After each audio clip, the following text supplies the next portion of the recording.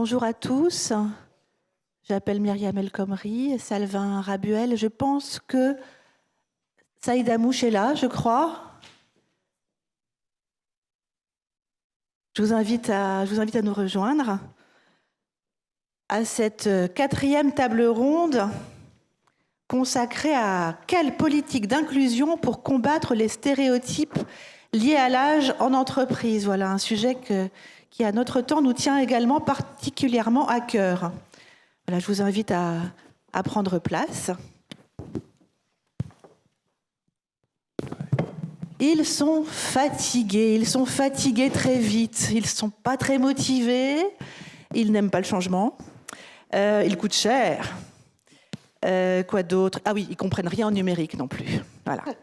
Dans le monde du travail, les seniors n'ont pas toujours la cote, il faut bien le dire, et les chiffres sont têtus.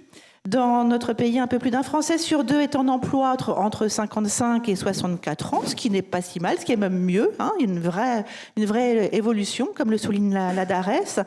En revanche, à partir de 60 ans, la proportion de personnes au travail s'effondre vraiment, enfin s'effondre à 33%.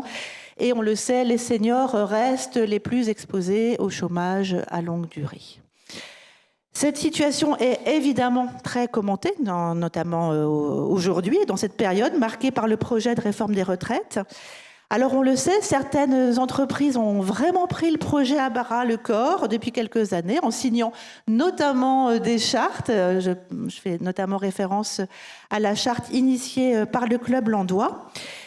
Et pour autant, cette situation reste vraiment une réalité très très française. Alors comment combattre ces préjugés et quelle politique donc d'inclusion pour combattre les stéréotypes liés à l'âge en entreprise? On est là tous les 5 pour en discuter avec Myriam El Khomri. Myriam El Khomri, ancienne ministre du Travail et directrice du conseil RH chez Siassi Saint-Honoré. C'est pas sympa pour les orateurs. Siassi, ça a fusionné depuis. Bonjour à toutes et tous.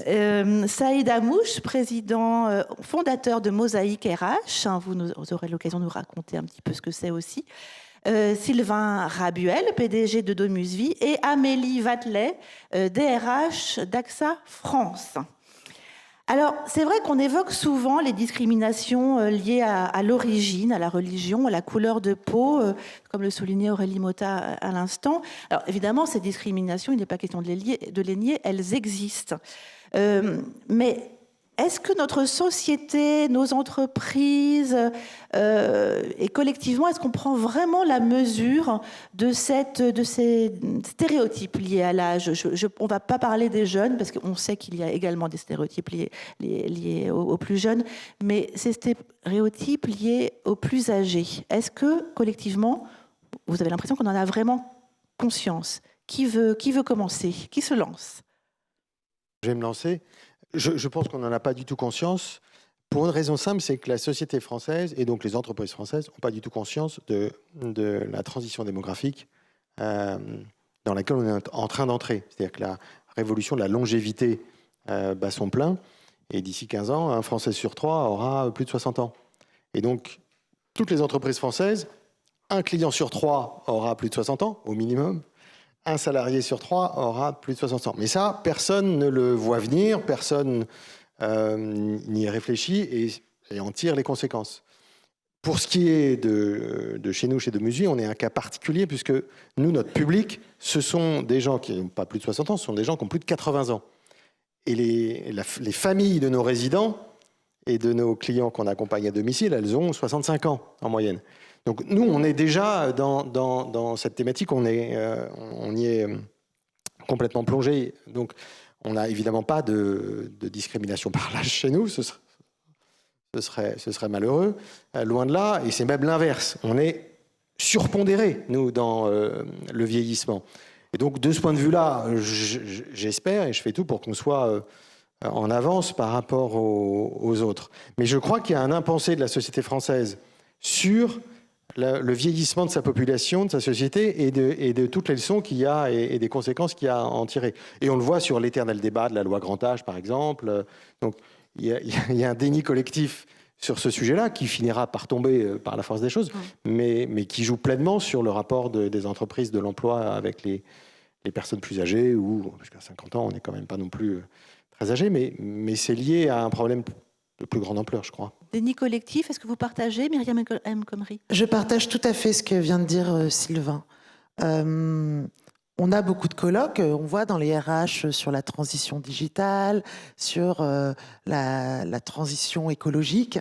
On a une autre transition qui s'appelle la transition démographique, que les papy boomers et 80 ans en 2025, je pense que tout le monde a bien noté cela et tout le monde... Non mais je veux dire, c'est pas éloigné comme enjeu. L'enjeu, il est là.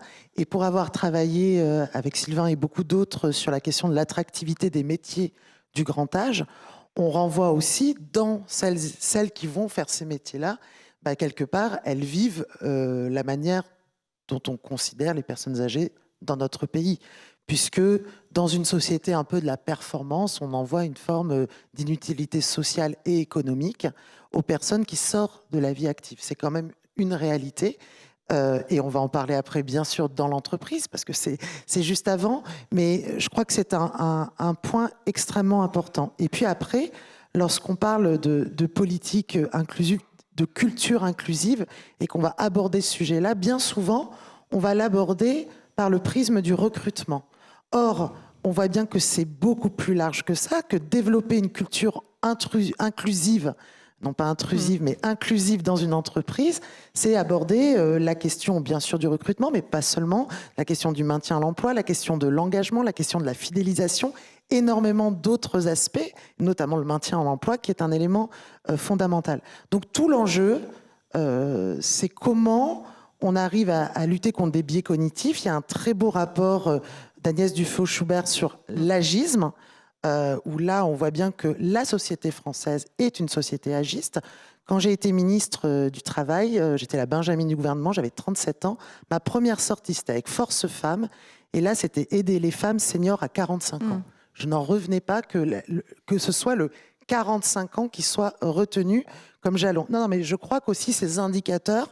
sont révélateurs, oui. Exactement, sont assez révélateurs de cela. Donc, je partage tout à fait Sylvain, et ça a un impact extrêmement fort derrière pour rendre attractifs certains métiers en direction des personnes âgées. Je fais une petite parenthèse là-dessus. Des métiers qui ont du sens, non délocalisables, non automatisables, dont on a besoin sur tout le territoire national.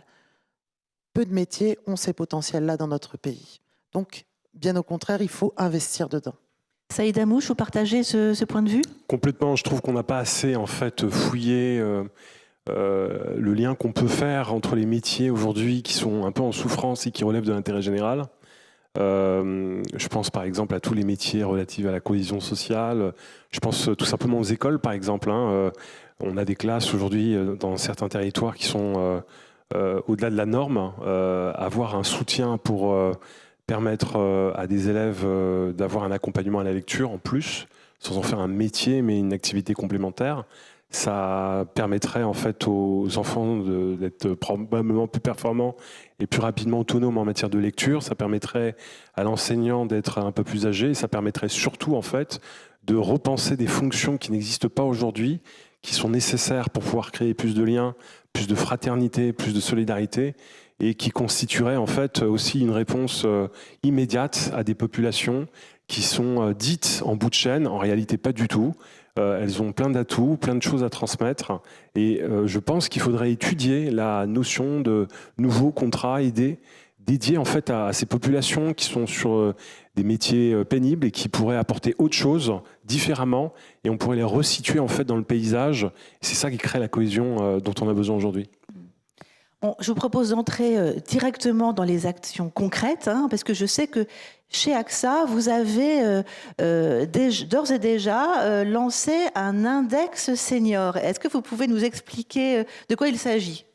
Alors d'abord, il ne s'agit pas d'un index en tant que tel. Et je vais simplement rebondir sur le point précédent parce que je trouve très intéressant de faire le parallèle sur le sujet des 50 ans et plus, des seniors, avec l'état dans lequel on était il y a 10-15 ans de là sur le sujet de la mixité. Et pour moi, il y a vraiment beaucoup de prégnance entre ces deux sujets.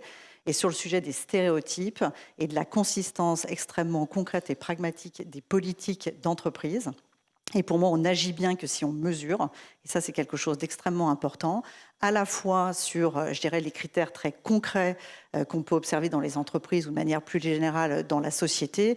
Donc ça va être effectivement tous les processus RH, de recrutement, de promotion, d'accès à la formation, de mobilité, qui sont des critères très objectifs de la consistance des politiques de chaque société. Mais pour moi, le vrai déclencheur, c'est celui des stéréotypes.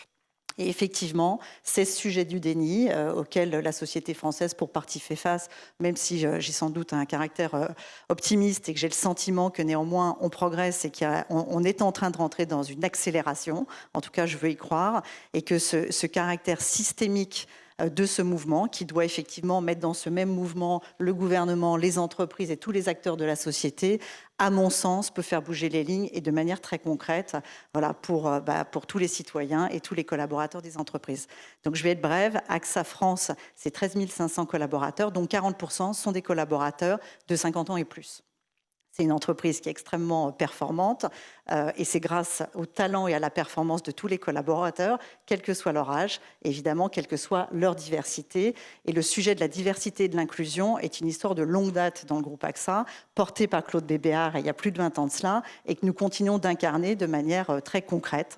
Et à cet égard, vous évoquez ce qu'on appelle l'enquête inclusion qu'on a lancée il y a 2 ans de cela, dans tous les pays du monde d'ailleurs, et qui nous permet de demander leur ressenti aux collaborateurs sur les 5 grands piliers de notre politique en matière de diversité et d'inclusion. Donc, c'est les aspects multigénérationnels, ce sont les aspects multiculturels, de mixité, évidemment liés au handicap et également LGBT+. Et donc, ça nous permet, en face de politiques qui sont extrêmement solidement architecturées et que l'on suit avec des critères d'évaluation concrets, combien de recrutement, combien de promotions, quel pourcentage d'accès à la formation, voilà, un certain nombre de critères tout à fait factuels, ça nous permet en face de regarder quelle est la perception de nos collaborateurs sur la consistance de ces politiques. Et donc, qu'est-ce qu'ils nous disent? Ils nous disent depuis 2 ans que, donc pour 9 répondants sur 10, qu'ils se sentent inclus chez AXA, et chez AXA France en particulier pour cette enquête. Néanmoins, tous les verbatims nous alertent, parce qu'ils sont les verbatims majoritaires des résultats de cette enquête, sur le sujet de l'âge et de cette perception et de ces stéréotypes qui, au-delà du fait que, bien sûr, on a encore des progrès à réaliser, évidemment, néanmoins, toutes ces caricatures, et j'en ai pris quelques-unes, vous les avez d'ailleurs vous-même réalisées, mais sont des témoignages de vrais gens qui nous disent j'ai été affublé de sobriquets tels que Papy Pépé. Sur ce poste, on cherche des candidats jeunes et dynamiques. Tu te débrouilles bien avec les outils digitaux pour ton âge, point de suspension. J'ai appris que j'étais senior avant même mes 50 ans. Vous voyez, et ces verbatims-là, ils nous disent quelque chose du sentiment de ces collaborateurs, de la dépréciation et des stéréotypes qui vont avec. Et pour moi, c'est vraiment le premier, enfin pas le premier, mais un des éléments clés sur lesquels collectivement la société et les entreprises doivent bouger. C'est effectivement très concret. Alors justement, vous vous appuyez particulièrement sur le levier de la formation, je crois.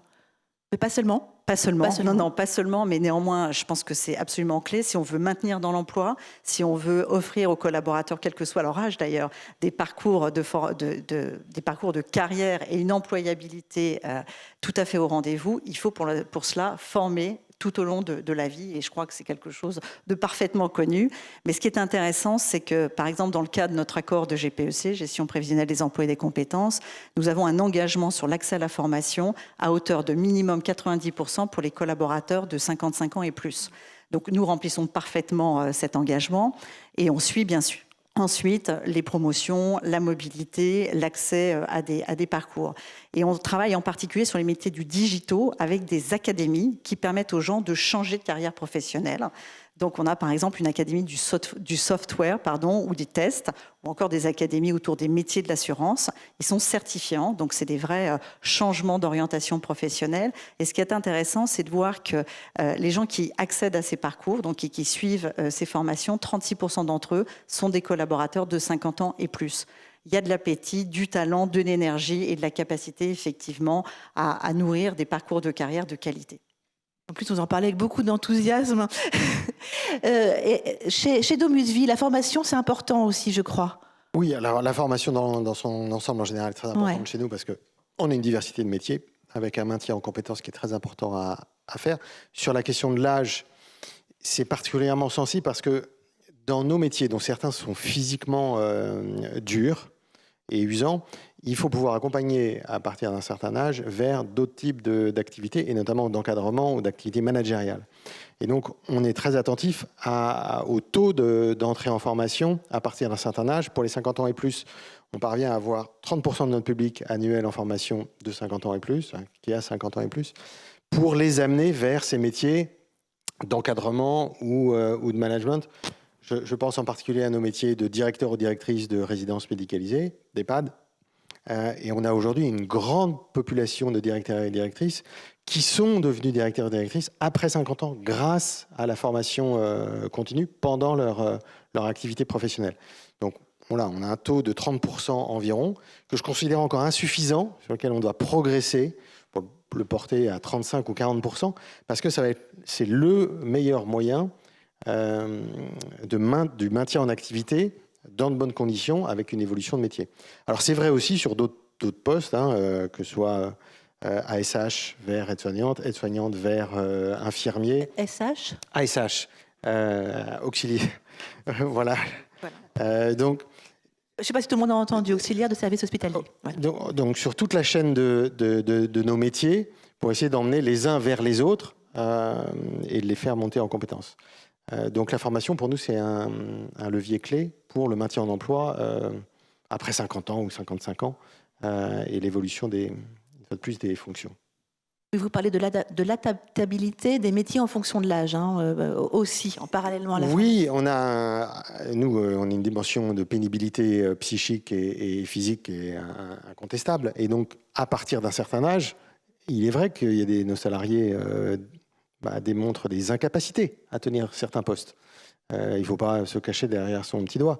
En revanche, il faut vraiment regarder leur capacité à apporter autre chose. Et moi, je vais prendre un exemple très simple qui, je pense, va être parlant pour tout le monde. Mais nous, nos établissements, nos services ne pourraient pas fonctionner si on n'avait pas une part très importante de salariés de plus de 50 ans qui sont beaucoup plus disponibles que d'autres catégories d'âge pour travailler pendant les vacances scolaires, par exemple, pour travailler le samedi ou le dimanche, pour travailler la nuit. C'est-à-dire que vous avez une disponibilité à partir de 50 ans ou 55 ans par votre cadre familial, la phase dans laquelle vous êtes dans votre vie, pour tenir des postes à certains moments clés que d'autres, les plus jeunes pour tout dire, n'ont pas. Et donc on voit bien qu'il y a une complémentarité évidente dans un corps social. Il faut absolument ces différents âges, en tout cas chez nous, et dans les métiers du grand âge, en général, on ne pourrait pas fonctionner avec que des gens jeunes. Ça s'effondrerait en 3 mois. D'où l'intérêt des équipes intergénérationnelles. Il faut absolument avoir des équipes intergénérationnelles avec des corps sociaux qui soient très équilibrés pour pouvoir... et les capacités des uns compensent les incapacités des autres selon leur cycle de vie, en fait. Voilà pourquoi le maintien des emplois des seniors dans l'emploi est essentiel. Tout à fait. Saïd Amouche et Myriam El Khomri, selon vous, quels sont les meilleurs leviers pour lutter contre les stéréotypes, justement, en entreprise? C'est tous ces stéréotypes, notamment liés à l'âge. Enfin, ce qui est valable pour les uns est souvent valable pour les autres aussi. Saïd Amouche. Moi, je pense qu'on a besoin aujourd'hui de basculer. On est quand même très porté par la notion de CV, les diplômes, les carrières, et on ne s'intéresse pas trop en fait aux aptitudes naturelles, aux compétences comportementales, à toutes ces caractéristiques en fait qu'on n'arrive pas bien à tracer et qui représentent en fait la force et parfois évidemment les faiblesses de chacun des profils. Si demain on était amené et pas attendre d'être en crise et faire des bilans de compétences, mais qu'on puisse imaginer, généraliser l'évaluation des soft skills, et rendre ça tangible dans, par exemple, des outils de type plateforme, je pense qu'on gagnerait beaucoup plus en flexibilité. Si on regardait l'individu plus sur son nom, son lieu d'habitation, son âge, mais plutôt sur ses atouts, ses points forts, et bien derrière, on pourrait plus facilement déceler la compatibilité avec des métiers auxquels on ne penserait pas forcément. Je pense par exemple à des commerciaux. Alors c'est peut-être un mauvais exemple par rapport à la population, mais on sait que les activités professionnelle. On sait aussi que la manière dont on a développé son parcours de vie suscite à un moment donné des atouts qu'on a du mal à évaluer. Et aujourd'hui, on a des tests scientifiques qui permettent d'aller plus loin et de rationaliser ces informations-là. Si on était capable de faire ça à une dimension réelle, où on systématisait en fait cette notion-là, on aurait en fait de la data qui pourrait nous permettre de progresser et ne plus s'arrêter à l'âge, mais plutôt se concentrer en fait sur ce qui va bien. Et je suis sûr qu'on ferait des miracles en matière de gestion de carrière, en matière d'évolution de personnel, ou même en matière de recrutement tout simplement. Myriam El Khomri. Beaucoup de choses. Je pense que je trouve assez juste de dire que, c'est une démarche déjà de long terme. Je pense que on doit être vraiment... Et qu'il n'y a pas un levier, mais il y a en fait compte beaucoup de leviers. L'objectif, c'est de transformer l'entreprise avec une vraie culture inclusive. Quand on dit culture inclusive, pour moi, il y a, comme l'a dit Saïd à l'instant, la question du recrutement. Et là, il y a plein... J'ai vu que le groupe Casino était membre du Club Landois. Le groupe Casino, par exemple, sur la diversité, depuis des années, c'est Mansour Zoberi qui avait mis ça en place, faisait des auto-testings en interne dans l'entreprise pour faire prendre conscience aux managers de la réalité des recrutements qu'ils faisaient. Je trouve que c'est assez intéressant. Alors là, on n'est vraiment pas sur un outil de contrainte, mais un outil de faire changer les mentalités en interne en montrant la réalité finalement des biais cognitifs. Parce que finalement, tout le monde recrute comme il est. Et donc, en effet, quelque part, ça rassure. Et donc, tous les managers demandent d'un jeune cadre dynamique. Voilà. Et donc, on va aller chercher cela. Et on pense toujours que finalement, les cheveux blancs, c'est antinomique avec une culture digitale, par exemple, etc., etc. Donc, c'est ça qui est extrêmement important, c'est comment on fait prendre conscience et comment on fait changer les mentalités. Après, il y a le recrutement, il y a la fidélisation, il y a les progressions de carrière, il y a l'engagement des collaborateurs. Moi, mon quotidien avec mes équipes de data scientist, data analyst, vous devez bien connaître ça aussi, Amélie, on fait des études d'absentéisme. À chaque fois, bien sûr, l'absentéisme, c'est du fait des personnes les plus âgées. Okay. Lorsqu'on fait les études d'absentéisme et qu'on isole les arrêts longs et qu'on regarde l'absentéisme perlé, c'est du fait d'hommes, majoritairement, entre 20 et 44 ans. C'est les absences courtes de 1 à 3 jours qui désorganisent complètement le fonctionnement de l'entreprise et qui fait que derrière, on ne respecte pas les délais de prévenance parce qu'on fait remplacer ou qu'on ne remplace pas, on fait appel à de l'intérim, etc. Et ça coûte extrêmement cher. Donc, vous voyez, quand on travaille de façon très précise et qu'on analyse bien la situation, on voit bien que les leviers vont être des leviers autres que ceux qu'on avait pensés au départ. Donc, je pense que ça, c'est aussi un élément important. Et puis, il y a d'autres indicateurs. La part des RC, regardez la part des RC qui sont signés du fait de personnes plus âgées versus l'ensemble des salariés. Je pense que ça, c'est aussi des indicateurs dont les entreprises peuvent se doter pour voir aussi l'impact. Enfin, on parle beaucoup d'attractivité, de fidélisation. On parle beaucoup de tension au recrutement. Et je crois que la période que nous vivons justement sur ces difficultés de recrutement peut être en effet une chance. Voilà, je suis désolée, je vais être aussi un peu optimiste, mais je veux l'être, peut être une chance aussi pour changer le regard que peuvent porter les recruteurs sur ce public-là.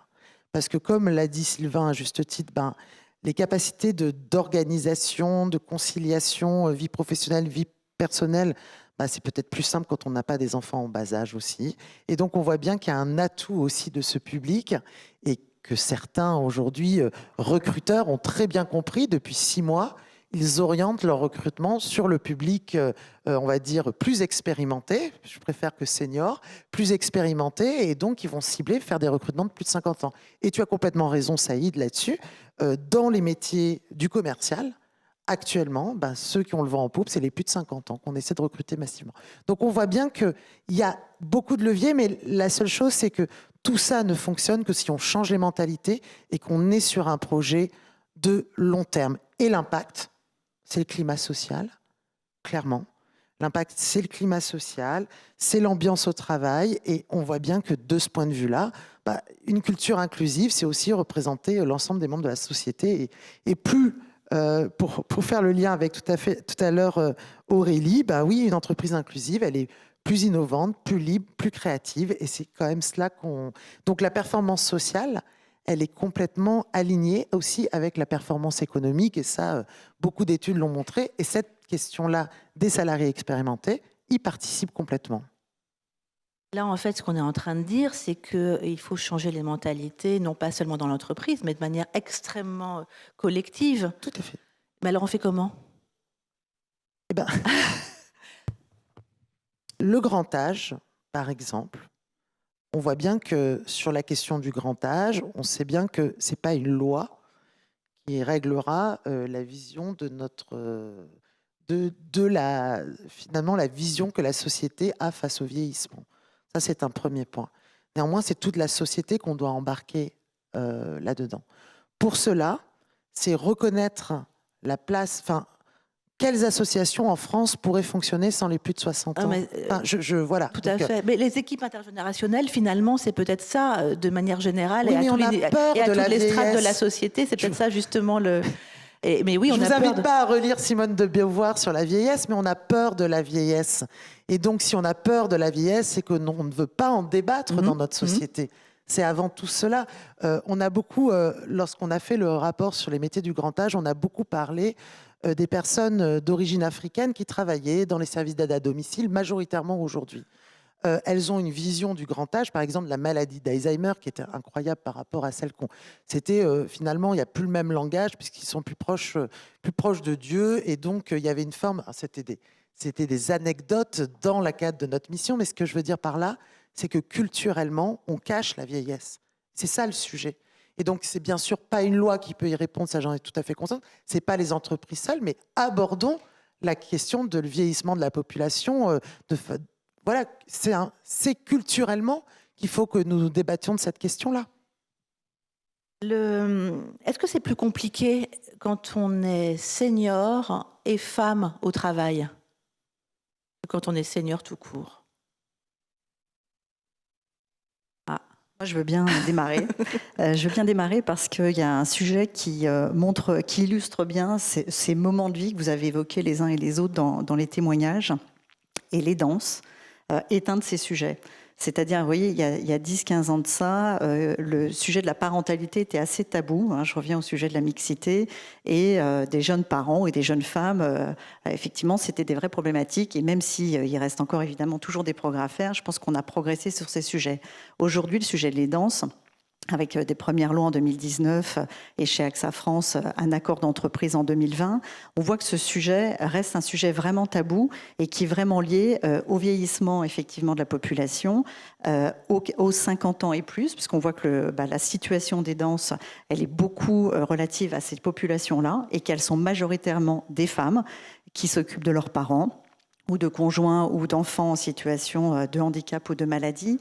Et je pense que c'est intéressant parce que ça met bien en exergue les deux sujets qui sont vraiment ceux des seniors et ceux de la situation des femmes. Donc il y a un peu cette idée de double peine, d'une certaine manière, qui rejoint évidemment le sujet de la mixité beaucoup plus large, quel que soit l'âge, au cours de la carrière. Donc ça, je pense qu'effectivement, c'est très illustratif. Et puis, vous nous aviez dit quelques anecdotes, si vous en avez dans vos poches. Et j'en ai une, parce qu'on a des programmes de mentoring, de développement et d'exposition des talents féminins. Et à chaque promotion, évidemment, on en sélectionne et on les accompagne dans leur exposition et leur promotion. Et on a contacté 2 femmes de 50 ans, enfin plus 50 ans et plus, pour ne pas donner leur âge précis. Et elles nous ont dit, vous vous êtes trompés. C'est pas le bon casting, vous vous êtes trompés parce que nous, on est trop âgés, on n'est pas le profil. Évidemment, on les a rassurées, elles ont tout à fait suivi ce programme de leadership et elles sont devenues dirigeantes, elles sont extrêmement talentueuses et elles font de très belles carrières.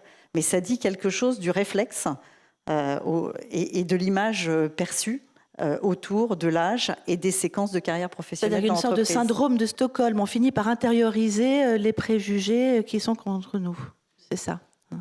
C'est ce que vous avez pu également mesurer, peut-être, Sylvain, Saïd, je vous laisse réagir. Oui, il y a une évidence, c'est-à-dire qu'à partir du moment où on porte une espèce de réputation, on finit par se convaincre et on ça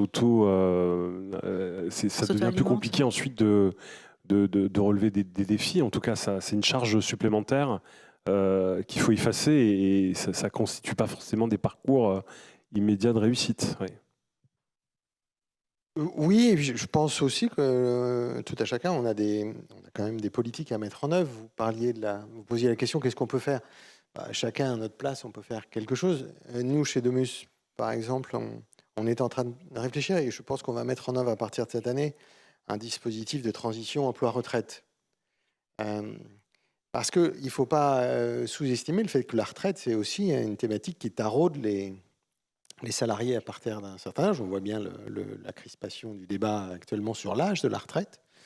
Et nous, on est convaincus que si on accompagne mieux nos salariés vers la retraite, ils travailleront plus longtemps et ils seront plus sereins dans cette phase-là. Et l'idée qui nous a d'ailleurs été suggérée par une de nos salariés au moment de son départ en retraite, c'est de pouvoir accorder à partir d'un certain âge, d'une certaine ancienneté, 20% du temps de travail libre, rémunéré au même salaire ou quasiment au même salaire, de façon à pouvoir s'investir dans autre chose que le travail. Et c'est un enjeu particulièrement important, notamment dans les métiers du soin, dans les métiers à caractère manuel.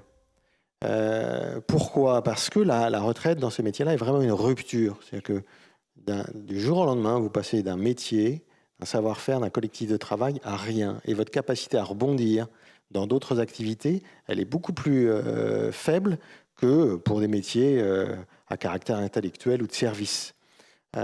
Et si on accompagne les salariés de plus de 50 ans correctement dans la transition vers la retraite, que ce n'est plus une rupture, je suis convaincu d'abord qu'ils travailleront plus longtemps, parce qu'ils seront rassurés, sécurisés. Et l'investissement qu'on va faire dans cette activité de préparation de retraite, la vie associative, etc., ils retourneront vers leur collectif de travail antérieur d'une manière ou d'une autre. Donc, on a décidé, sur la foi de cet avis et de ce conseil d'une de nos professionnels qui partait à la retraite, de se lancer dans des vrais dispositifs de transition emploi-retraite. Donc il faut quand même qu'on fasse des choses pour rendre la vie au travail à partir d'un certain âge plus agréable, plus intéressante et moins stressante. Et avec des perspectives bien établies. Je viens d'entendre le petit logo qu'on a entendu, c'est pour nous dire de ne pas traîner, en fait, et qu'on avait 5 minutes. Donc, je suis forcée de vous poser la question de conclusion. Mais en fait, vous y avez un petit peu répondu déjà, Sylvain, en tout cas, en votre nom, j'imagine. C'est quoi la priorité pour régler cette solution, en tout cas, pour tenter de régler une partie de la solution de ces préjugés liés à l'âge? Est-ce qu'il y a une mesure, selon vous, chacun d'entre vous, sur laquelle il faut vraiment mettre le paquet aujourd'hui pour faire avancer les choses de manière très concrète? Vous avez 5 minutes à vous 4. Alors, je vais très vite. On accompagne à peu près 10 000 salariés sur les bilans de retraite individuels tous les ans. Aujourd'hui, il y a quand même une préférence collective pour les départs anticipés à la retraite. C'est souvent proposé par les directions, souvent sponsorisé par les organisations syndicales, et ça va à l'encontre de ce que vous venez de dire, Sylvain. Donc moi, je pense que ça, il faut l'admettre, et notamment dans le débat qui vient de s'ouvrir, il faut tout à fait l'admettre, mais on voit bien que le sujet majeur, c'est comment aussi on prévient l'usure professionnelle. Et là, autour, on a beaucoup parlé de QVT en mode conciliation vie personnelle, vie professionnelle. Je pense qu'il faut toucher au dur, à la question des conditions de travail. Et les pays européens qui ont une hausse du taux d'activité des salariés dits expérimentés, c'est aussi parce qu'ils mettent à disposition vraiment une politique préventive en matière de santé au travail. Et si on ne met pas cela en place, et c'est encore... Voilà, moi je rêve, ce que je disais à Sylvain, qu'il y ait des exosquelettes qui soient aussi mis à disposition des salariés dans les EHPAD comme ils peuvent l'être dans l'industrie. Et donc je pense que là-dessus, on a beaucoup de choses à faire encore. La prévention au travail pour vous. Oui. Oui, je pense qu'effectivement, tout ce qui est relatif à la QVT, à la prévention santé est très importante. Chez AXA France et dans le groupe, on offre aux collaborateurs à partir de 40 ans des bilans de santé physique renforcés à partir de 50 ans. Donc il y a beaucoup autour, et c'est une illustration de mesures beaucoup autour justement de la qualité de vie au travail, avec évidemment des politiques de flexibilité autour du télétravail notamment, et ça ne concerne pas que les 50 ans et plus, mais néanmoins, c'est effectivement étudier et travailler de manière très concrète sur tous ces sujets de prévention de qualité de vie au travail. Vous parlez de priorité, moi je pense vraiment que le sujet des stéréotypes et de l'exemplarité des dirigeants pour porter ces sujets, ces messages et donc les concrétiser au quotidien dans leurs actes managériaux au sein de l'entreprise, c'est fondamental. Ça rejoint le sujet tout à l'heure introductif porté par Aurélie autour de la RSE.